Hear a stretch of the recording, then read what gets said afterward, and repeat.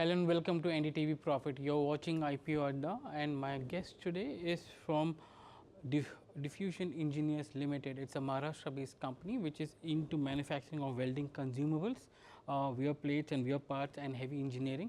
And joining me today is Prashant Garg, who is the chairman and managing director of the company, and Abhishek Mehta, who is the CFO of the company.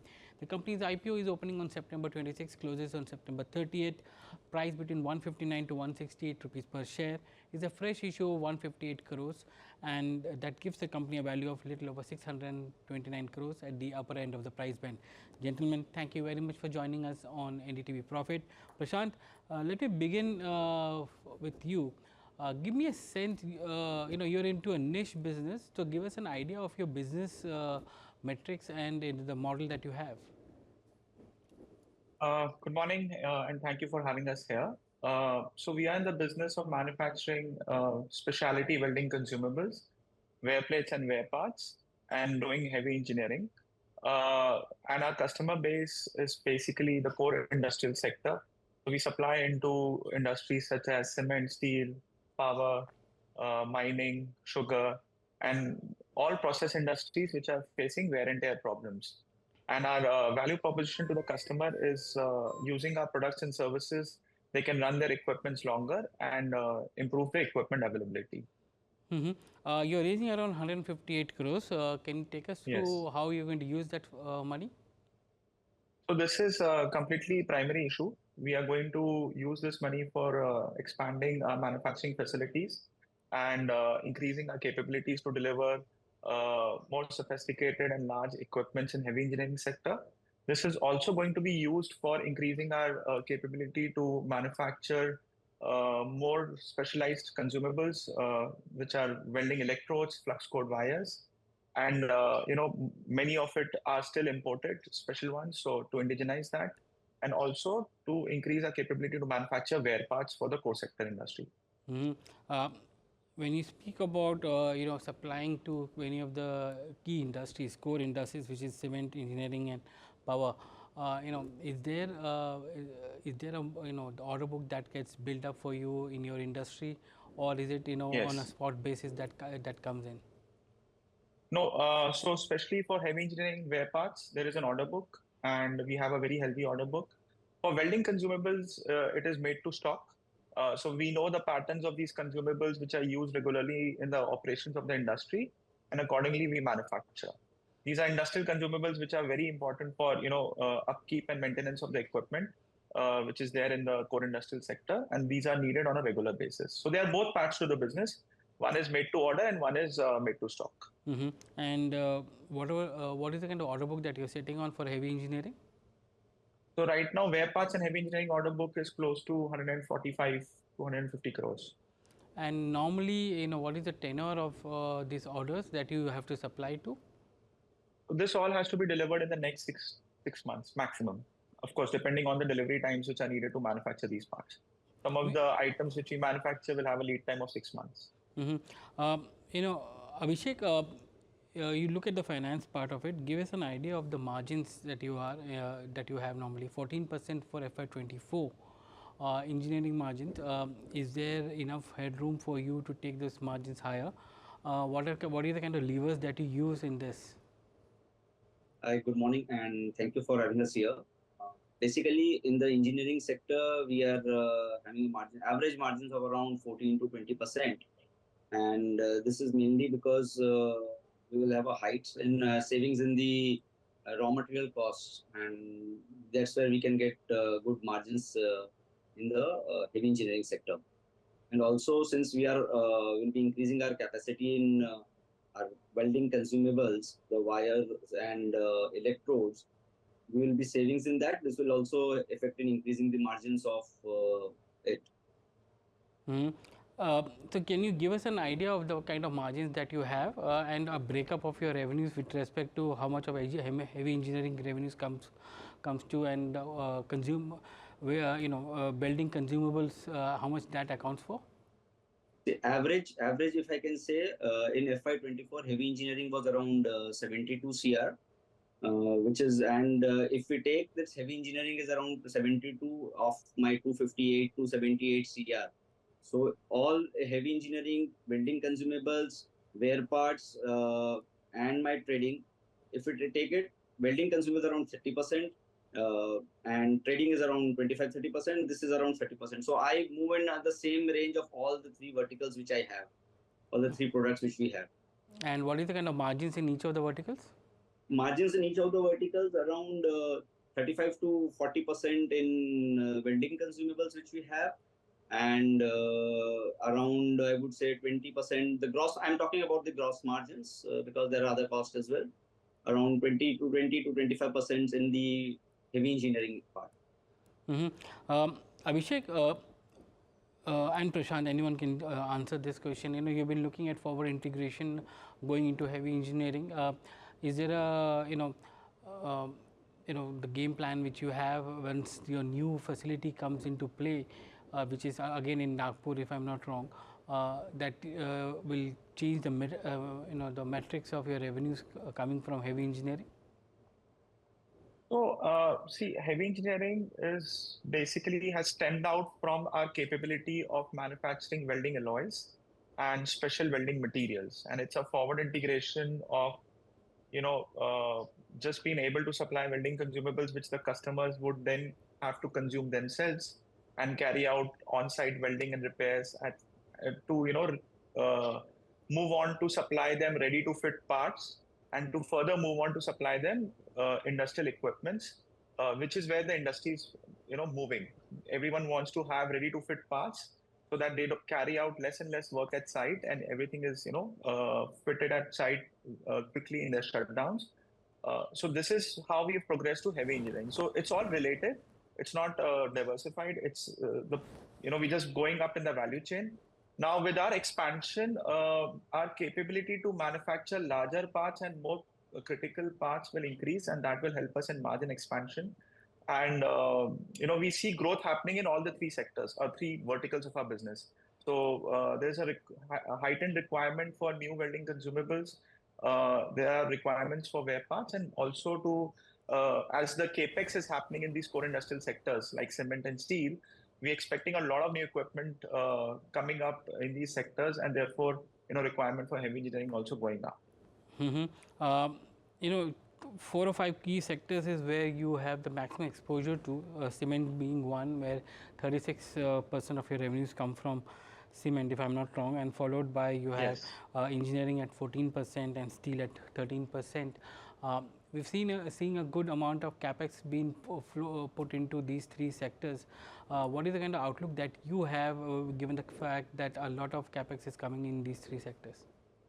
Yeah, it's very good. It's very buoyant right now, and we are very positive about it.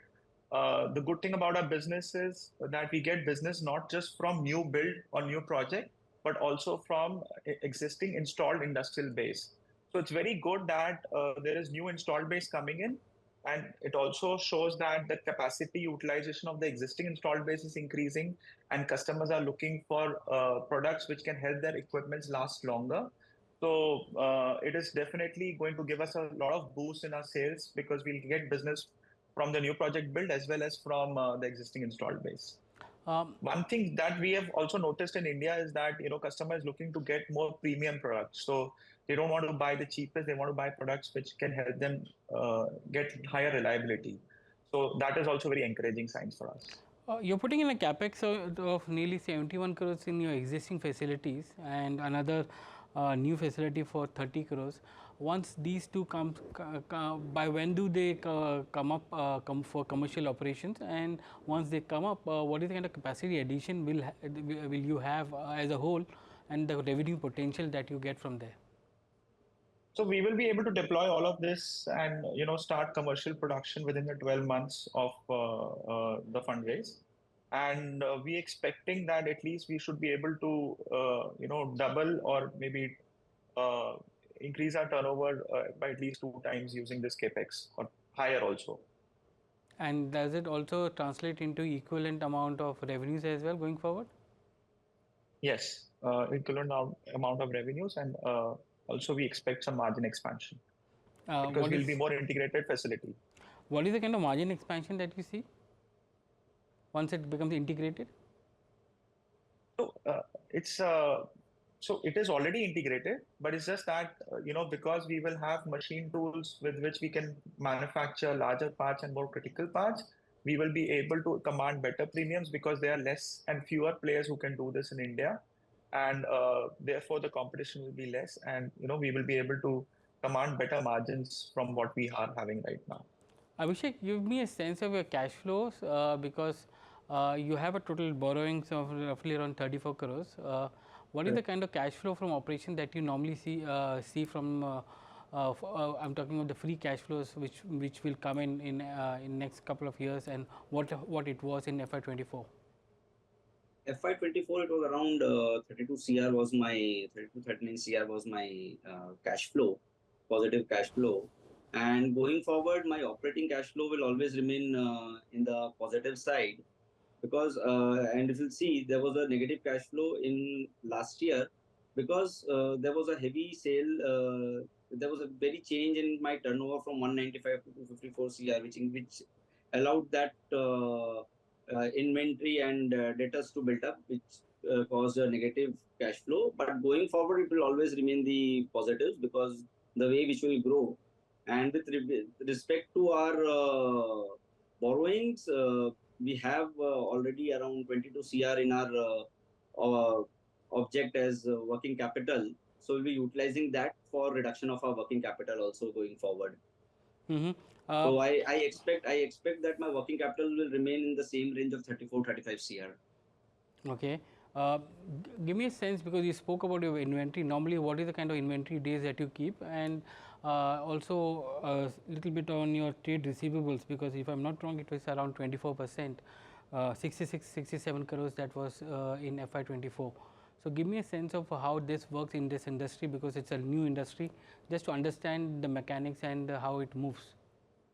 So my inventory generally comprises of two parts. One is my I would say welding consumables, which are over-the-counter products, which can get sold immediately. So we don't keep much inventory there. And the second part of my inventory is heavy engineering, which, as Prashant rightly said, it takes around up to 6 months to complete. So this is where my inventory boils up there. And with respect to my debtors, it's around 70 to 90 days, which goes. Mm. And do you have any plans to bring it down? It will remain around 80-90 days. It will not go down because of the payment terms which will have with the. Okay. Prashant, can you take us through your export strategy because it's around 10% of your revenues today. It's come down marginally, I think, from 12 to 10 or something in FY24. So, how do you plan to take this export strategy going forward? So we are exporting to 30 plus countries right now. We have step down subsidiaries also. So we have people on the ground selling our products and solutions to the core industrial sector in countries such as Philippines, Southeast Asia, which includes Philippines, Vietnam, Indonesia, Malaysia, even in Middle East and Africa. So we have a branch office in Sharjah. We just opened a subsidiary in Turkey, and in Africa, we have people on the ground in Uganda, East Africa, which is Uganda, Kenya, and we are also selling some quantities to Europe. So this is basically where we are exporting right now. We expect the export growth to happen continually. We are also exporting to Russia. We started exporting to Russia since last year, and we expect to reach at least 20% of our total sales in exports in the next 2 years. So we have laid down the foundation. We are getting good response from the customers there, and we are expecting a ramp up of sales in these countries where we are present. Mm-hmm. And this would be more to do with welding consumables or even in the heavy equipment or Yes. as well. It is both. So welding consumables, which can be used by the customers themselves, but also wear parts, industrial services, and also larger equipments such as grinding rollers that we export out of India. Mm-hmm. Top 5 customers of yours account for nearly 21%, and I was reading your RHP. It said that some of the top customers are your related party. So, how much of the top 5 customers are a related party, and what is the contribution to the top line from related party? No, I So think I there would is like only to answer. one. Yeah. Yes, there's only one related party. We are that related party is approved in a different place, so we are buying material in that through that related party to be for that vendor, for that customer. And what is the amount and what percentage of your revenues? Uh, it, it would be hardly less than 2 to 3% of the revenue. Okay. Finally, Prashant, you're in an industry which is niche, and the size of the industry is also very limited. I think 5,000 or 6,000 odd crores. That's what I read. How do you plan to expand from here on? Do you see a lot of consolidation happening in your industry? Because I think you're one of the few to list in the stock exchanges, maybe the first to list in the stock exchanges. No, so see, we started originally as a welding product manufacturing company, okay, and uh, our strategy is to not just remain as a welding consumable supplier. We are now, very much there as an industrial solution provider, wherein we are helping our customers to increase their equipment availability. So, from being an electrode supplier, we have, done forward integration, wherein we are now manufacturing complete equipments and not just supplying these equipments, but also doing life cycle management for our customers. So that's why, we are pushing the envelope of our market. We are increasing our marketplace, and we believe that because of our foray in heavy engineering and with the backbone or the background of developing new alloys and increasing lifetime of these equipments, the market is very big.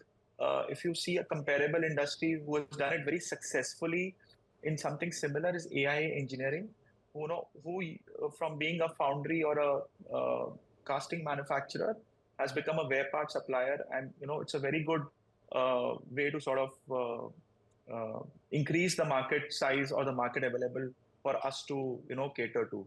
So we are sort of following the same approach, and we are of course also backing it up with industrial services, and providing complete end-to-end solutions for our customers. So we think the market is really big, and also with our increase in exports and our international presence, which we are growing outside of India, we think that we will be able to become a big company, bigger than the market sizes that you have mentioned in the near future.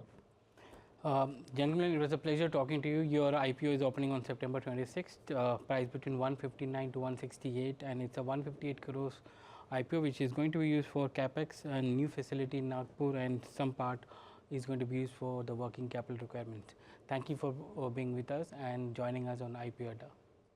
Thank you. Thank you so very much. much.